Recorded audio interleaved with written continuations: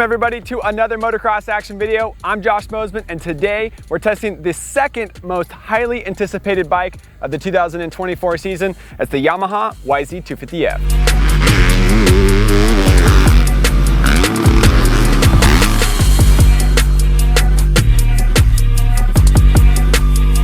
The Yamaha YZ250F has been the most dominant 254-stroke in the class for a long time now. The Star Racing Yamaha team has won many championships and many races on this platform. Big question was though, when they introduced this all-new bike, are they gonna have the same teething phase, learning the new engine and learning the new chassis that other manufacturers have had when they switched to an all-new bike? This bike, thankfully, Yamaha updated the frame, they updated the chassis, the bodywork, subframe, airbox, but the engine is very, very similar. It's almost identical to last year's engine. And I know a lot of Yamaha riders are excited about that and thankful that Yamaha did not go too far on the engine package. The main updates for the engine come in the air boot and also the cam chain. Basically everything that touches the cam chain is wider, thicker, and more durable now, which is better for riders who are making high RPM mods to their YZ250F engine. Long story short, engine not very updated, just a little bit of durability issues that were fixed with the cam chain. The rest of this bike, all new, and we're excited to explain to you guys what it's like in this video.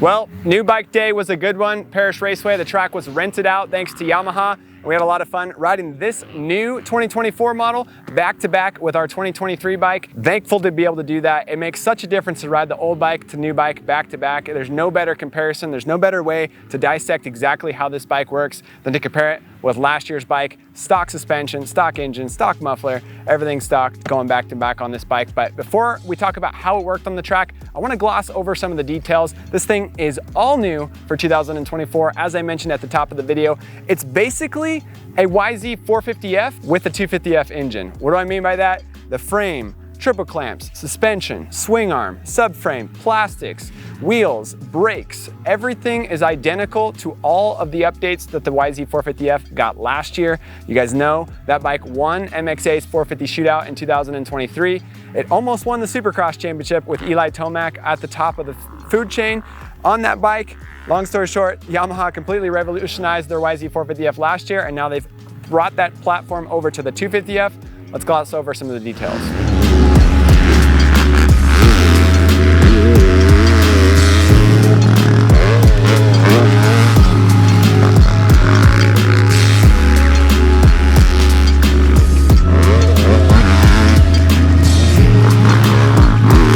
Talking about the details, like I mentioned at the top of the video, this has the all-new YZ450F chassis that came last year on the 2023 450. That's brought into the 250F model for 2024. Every year, Yamaha, they develop their frame and they develop their chassis off of the 450 model. It's always harder to make a bike handle well in the 450 class. Then they bring it down to the 250 class. Much easier for handling, and the 250 engine is more important. Engine's more important in the 250 class, chassis is more important than the 450 class. Glossing over the updates, exactly the same as the 450. The only differences on this bike are the engine mounts that are different to hold the 250 engine inside of the 450 frame, the swing arm, bodywork, plastics, frame, subframe, handlebars, suspension, wheels, brakes, everything else is identical to the 450. The air boot is a little bit different, and also the cam chain. The cam chain was the biggest update for the 2024 model, and let's talk about exactly what's changed on it. So diving into the cam chain, they basically made everything about this cam chain heavier, wider, stronger. How come? The cam chain on the 23 and earlier YZ250F models was not known for being great durability-wise. Motocross action, we have never had a problem with our cam chain on a YZ250F. How come? Because we're not modifying our 250F engine to go race Supercross or to go race the Outdoor Nationals. The most we'll do to our test bikes is throw a pipe and silencer on it and call it good. Sometimes we'll do some ECU mapping with Jamie Ellis and Twisted Development, but we're not building high horsepower race engines to go race amateur nationals, to go race outdoor nationals or supercross. However, if you're a privateer who's trying to get the most power out of your engine by taking it to pro circuit or Twisted Development to go all in on it, you're gonna have some durability issues with the cam chain on 23 and prior model years. You have to change those things out like your underwear. You have to change them every single day, basically. Not that bad, but you get what I'm saying. Star Racing Yamaha, they change theirs out at every 1.6 hours. Now that's a rumor, I haven't got it straight from the source, but 1.6 hours is what we've heard they do on their 250F cam chains. Club MX Yamaha, they're similar. They have great horsepower out of their engines. We've tested Carrot Marchbank's bike in the past, but they have to change that cam chain often. So the new cam chain is 2 mil wider. The sprockets are 1.5 mil wider. The cams, the crank, everything has been increased to match the new cam chain and work inside this 250F engine. As for other updates, this bike does come with the new ECU that the 450 got last year. That works with the updated Yamaha Power Tuner app, which is much easier to use. You just use a slide bar to increase or decrease power. You can mess with traction control, you can mess with a lot of different things and customize your maps on your iPhone and plug them right into your bike using the Wi-Fi connectivity. That's pretty cool. The wiring harness on this bike has been updated to make it a little bit simpler. And of course, the frame is all new. Yamaha revolutionized their YZ450F frame last year. Eli Tomac was almost able to win the 450 Supercross Championship on it in 2023. The goal for that chassis, more nimble, more traction, and better turning. Yamaha has always been known for being very stable, very wide, and something that's great for stability and balance, but not so great for diving into turns and being comfortable with tight technical tracks. The bodywork is much more open, the cockpit is much better, the foot pegs are 10 mil lower, the seat is flatter, 5 mil higher, and overall just opens up the cockpit on the new bike. The fuel tank is also down a little bit further as well. And then with that, the frame much more nimble on this chassis, but it also makes it a little more difficult for suspension tuners to figure out.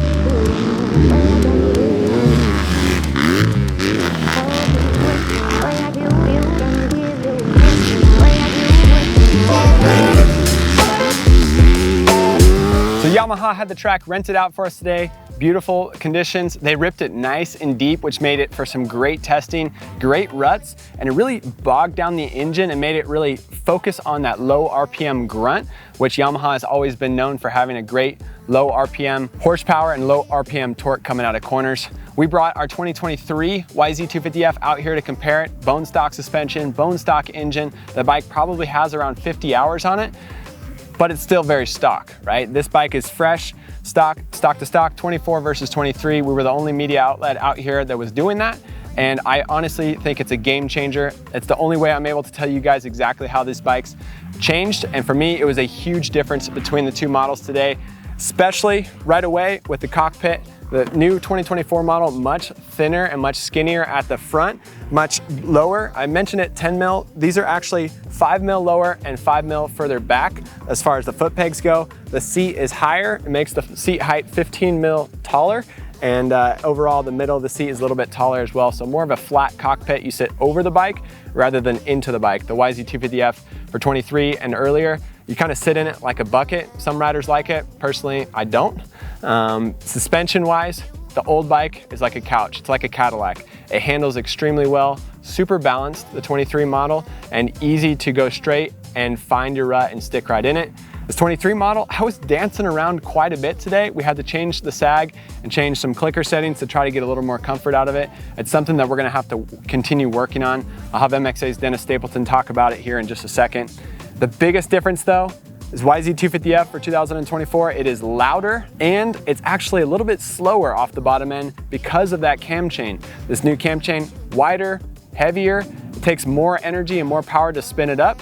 And it actually, I could feel it kind of bogging coming out of the corner. Right away, I thought there was a problem with this bike. The track was deep, but I felt like a bog coming out of turns, which was really throwing me off guard. We jumped on the 23 model, no bog, it revs up quick and gets going into the meat of the power easier. So this 23 model is actually a little more difficult to ride here at Perris. Obviously, it'll be a little bit different when we get to a drier track. Not so much traction, it'll spin up the rear wheel quicker, and it'll be easier to keep it in the meat of the power. But honestly, I was very surprised about that one major difference with this engine. Internally, the rest of the engine is very, very similar, has updated ECU mapping and the new cam chain and the new intake air boot. Those are the only differences, and that's what I could feel on the track being not quite as strong coming out of corners. According to dyno reports that we've heard on this bike, it's supposed to be better on the top end, but we're gonna have to take it to Pro Circuits dyno later in this week and figure that out for ourselves.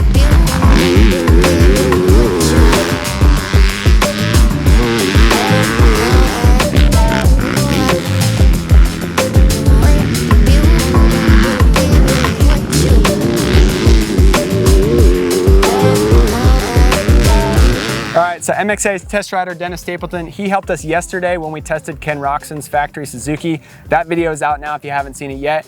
And he joined us today at Perris Raceway. Dennis, thanks for always helping us out. What did you think of the 23 and 24 comparison? Well, first off, I'm always on the 450 team for MXA. So it's always a pleasure to come out and ride 250Fs. You really learn that your roll speed or your turn speed's down after relying on 450s all the time. I started out first on the new 2024 model, was the first bike I went out on. I spun a few laps on it and then came back to the pits and jumped on the 2023. Immediately, I felt like the crack of the throttle position for me to hold the ride through the ruts was a lot easier on the 23 for some reason for me. It didn't seem to have the dip. So I rode back to the truck. I asked Josh, I'm like, hey, are you feeling any of this? And he kind of gave me a smile, and we started messing with some stuff. So overall, the initial impression, I was struggling a little bit with consistent throttle position, low RPMs. It was kind of throwing me off when I first jumped on the new model bike. But these bikes also are really fresh, really new. The media guys only put 1 hour on them. So how was the bike? I mean, it's fresh and new now, yeah, only 1 hour. How does that, is it gonna get better? Obviously we know that with time, we're gonna figure out this bike. Perris Raceway is a little bit of a tighter, more technical, jumpy, rutted track. They ripped it nice and deep for us today, which is sick for great training, but also sometimes makes it more difficult to test the bike, or maybe really exposes the weaknesses of the bike right away. So what do you think? Is this going to be easier to figure out with more time on it? Yeah, for sure. By the time we're done today, the engine's going to have more time. It's going to run freer. The shift points are going to be a little easier. The clutch, everything's kind of broken in. The brakes, you know, as you get on a new bike, the brakes always feel a little off. They're starting to feel good. It's midway through the day. Yeah. Overall, bikes do break in. This KYB suspension always has a really firm feel the first couple hours. It's really plush and really nice, as we always state in all our videos or tests. But multiple hours on our test bikes, our YZ250 two-stroke, our Yamaha 450. The bike, when the forks kind of get past the 10-hour mark, they almost feel a little bit on the deflective soft side, like they kind of hang up. They don't have as good of a rebound feel. That's not the case on the new bikes. New bikes feel really ready to race, suspension wise. So yes, bikes will feel a lot different after we get more time in them.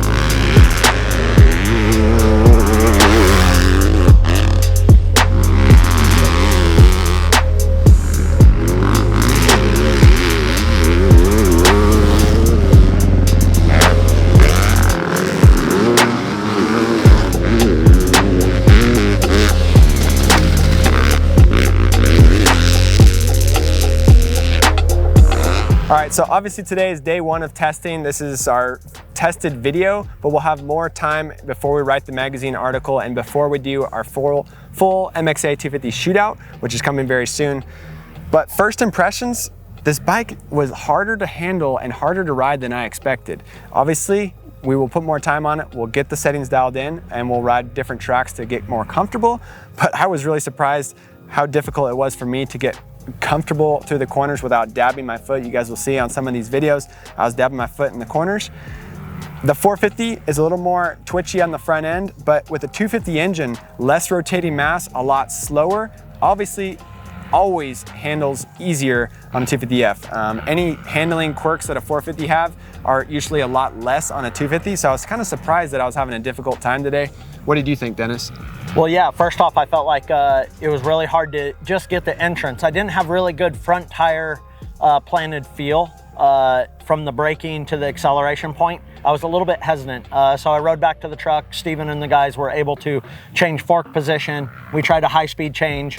Steven changed some rebound for us. All of it changed the characteristics of the bike, but nothing was quite fixing it or having me 100% comfortable for day one. But like Josh said, day one, we have a lot to run through this bike and a lot more hours. But overall, I'm searching for a little bit better balance for myself for a turn entrance, and we'd be pretty good.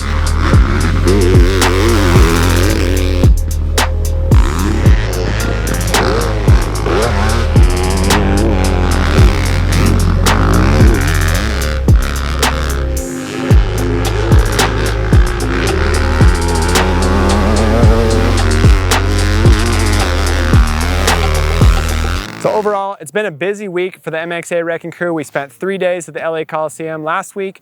Yesterday, Monday, we're testing Ken Roxon's bike. Today, we're testing the new Yamaha 250F. Coming into it, I expected it to be an easier experience. Perris is a fun track, and the Yamaha 250 is known for being a great bike. I thought it was gonna be easy. Turned out it was a little more difficult. We have some setting issues that we gotta work out on this bike, but good news for you guys, we have a full article coming in Motocross Action Magazine soon, and we're gonna line this bike up on the dyno, compare it to all the rest of the new 2024 250F models, and we're gonna put it head-to-head, KTM, Husqvarna, Gas, Kawasaki, Honda, and Suzuki in a full MXA 250F shootout. Thank you guys for watching this. Stay tuned to our YouTube channel. Click the subscribe button and the bell button to get notified when we release new videos. Thanks for watching. See you in the next one.